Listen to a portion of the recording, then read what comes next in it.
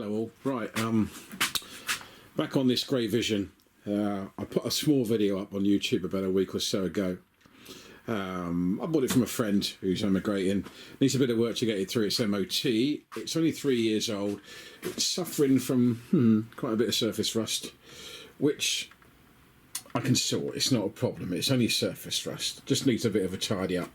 Engine-wise, we think it's all right. I will give it a good check over, obviously. The main problem and the reason for the whole front end of this bike coming off is because the forks are knackered, basically. They're all rusted. Salt's got in there, as you can see underneath. And if you can see that fairly well. The headset and all the bearings, they feel rough as hell. We'll have to just basically take them out and have a look and see what's going on. I was waiting for a special tool to come for Honda to take off this 8-sided nut just here. I've got that now. Here we are. Here we are. A special Honda tool with the number and all. About £70 delivered, and goes on there. Interestingly, it's a 3/8 drive for a great big 32mm nut, but I'm guessing because it's only 74 Newton meters of torque on here, it doesn't need to be a massive drive on the top. So today I'm just going to basically get this this fork assembly out, and let's see what's been going on in there as to why there's a problem, and to see if we need any further parts or if we can clean up what we got. We'll have a look. Also, going to need a C spanner, which is a Kennedy one. It's a 45 to 50mm, so that when you clip it round, you can just hold on to the lock ring below when you do out the lock nut on the top. So we've got one of those as well going on. My bench is a little bit mucky still. I just need constant project after project, but we've got a bit of paper to work off of. Everything's good. Let's get the camera set up on the tripod, and we'll get into it and we'll see what happens. Okay, I've got you set up now on the forks. I've only got a small 3/8 drive T-bar. I don't possess a breaker bar. I've got God knows how many 1/2-inch breaker bars and everything else, but we'll see what happens. See if we can get this off. Put a little bit of force on it and we'll see. It might open up. I'll just turn that around a bit. Right, okay. You can see very much that you probably can. Right.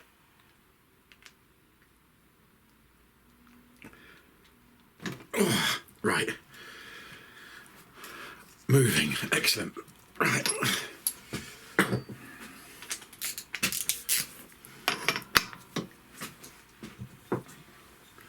If I put that on there, I might be able to stop that from spinning round. Yeah, there we go. I've cracked it. Brilliant. Well, that was a hell of a lot easier than I thought it was going to be. I've been putting copious amounts of WD-40 on this over the last week or so to try and free this up a little bit. So what we'll do is we'll just take it apart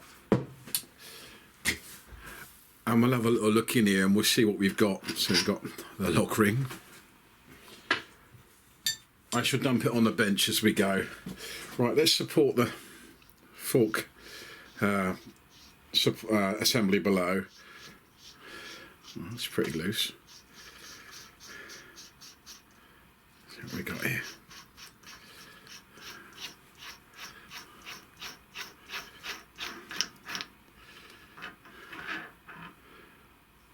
Oh. I think we're starting to see our problem already. The bearings felt really crunchy. Really crunchy. Yeah, there we go. We've found our problem.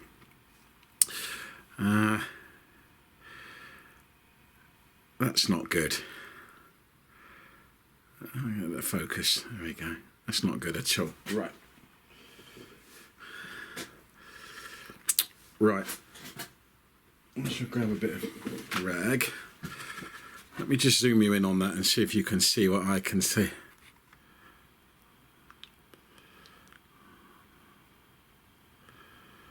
Yeah, I think you've got that. I'm pretty sure those bearings are not supposed to be that colour. Right, I'll drop the fork support out, whatever you want to call this, the assembly out. Interestingly, the bottom ones look quite good. Let me just zoom you back out in a sec. I'll just drop that out and I'll show you. Okay. So, it appears the bottom race is really good. There's no problem with the bottom race. It could do with a clean up, and obviously I'm going to repaint the this part here that's very rusty, just surface rust again. But it would look like the problem area is definitely that top race. You can see in there that is full of muck. It looks like water and salt and everything else has got in there, and it's not particularly good. Yeah, I think that might be our problem. I think. I know. So let's have a little look at that. The seat on there. I'd say that's going to need a good clean up, but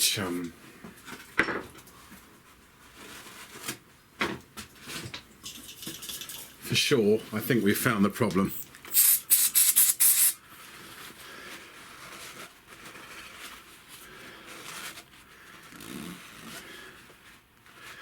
Yeah.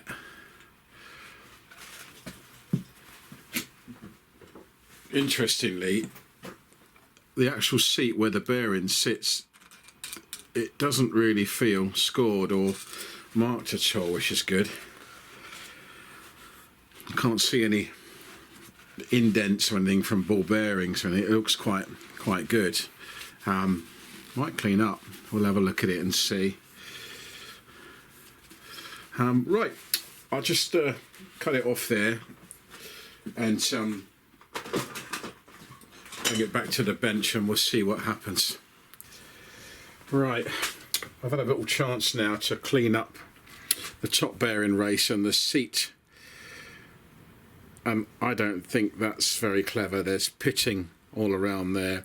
Clearly water and salt has got in and it's been running like that, I reckon, for a while. Clearly quite has, you know. And the ball bearings, they don't even look, oh, if I can do that, they don't look very shiny or clean. A few of them look quite corroded actually, and I think I'm going to change them. I'm not even going to risk it putting it all back together again. If you take a look at the bottom race, they're lovely. I mean, they're like brand new. There's absolutely nothing wrong with them, and I've checked the seats up inside and the frame, and it's fine. So I can just give them a clean and a re-grease. Obviously I'm going to have to repaint this because it's in a bit of a state, but it's nice and straight. It'll be fine when it's all cleaned up. I might even order a few pinch bolts for the fork legs as well, because they're pretty scrappy. They're not brilliant. The could do with a bit of a job on them. Yeah, the top, I don't know what you call that. Top ring, I don't know, and the nut is fine as well. No reason to replace those ones. So we've now found out what was wrong with the steering on the Vision. I'll get on all of the parts with them. I don't think I'm going to risk playing with them. I think they're knackered, to be honest. Just let's just change them out for the sake of a couple of quid, and then having to re-put it all back in. I mean, it feels quite smooth, but you can see they're not great. So I think I'll change them. And that's about it, really. The tool, the magical Honda 8-sided tool with the 3/8 drive did the job. It got out the headset, got the lock nut off the top which is what I was concerned about. In the past, I've managed to get them off with just a big 32mm spanner, but yeah, it wasn't. This one wasn't coming off. It was quite seized in, but I can give that a good clean up, and obviously, yeah, like we say, we'll put it all back together. So what I'll do is I'll order some parts up, and then I'll bring that back in. I'll just keep you updated with the progress. Anybody that's interested on these Vision videos, it's just, you know, I bought this old Vision. It's not old, it's 3 years old. And just a good chance for you to have a look inside it and if you like, or what's under the covers and see what's going on with it. It might help you in the future.